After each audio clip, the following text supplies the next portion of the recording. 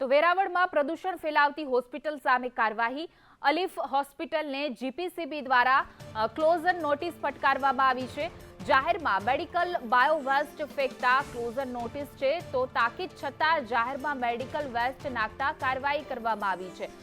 પ્રદૂષણ ફેલાવતી અન્ય હોસ્પિટલમાં પણ દોડધામ મચી ગઈ છે।